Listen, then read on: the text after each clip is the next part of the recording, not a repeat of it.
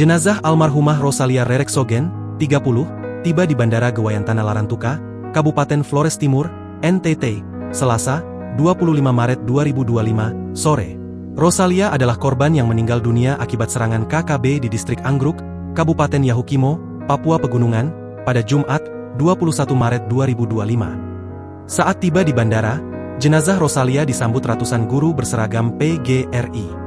Mereka terlihat murung, bahkan ada yang menitikkan air mata. Di depan mereka sudah terparkir mobil ambulans. Pintu belakang mobil warna putih itu pun juga sudah terbuka.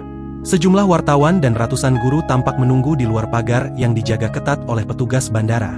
Mereka saling berkoordinasi dengan mikrofon. Sebuah mobil sedan putih melaju ke lintasan bandara beberapa menit setelah bunyi sirene. Tak lama sebuah mobil putih tiba-tiba keluar dari dalam bandara, membawa peti warna biru terbungkus plastik bening. Isak tangis pun pecah diiringi lagu himne guru. Maria Natalia Ana Yusti, 35, salah satu dari ratusan guru, mengatakan guru-guru sangat prihatin dengan nasib tragis yang dialami Rosalia Sogen.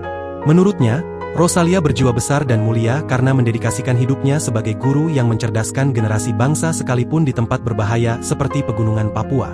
Jiwanya sangat besar. Tetapi sebagai guru dan sesama perempuan, kami sangat sakit hati, ungkap Natalia. Bupati Flores Timur, Antonius Doni Dihen, Wakil Bupati Ignatius Boliuran, Sekda Petrus Pedomaran, dan Forkompimda turut menyambut jenazah Rosalia. Jenazah kemudian dibawa ambulans ke kantor Bupati Flores Timur pukul 15.47 waktu Indonesia Tengah. Di sana akan diadakan penerimaan secara protokoler pemerintahan. Download Tribun X sekarang, menghadirkan lokal menjadi Indonesia.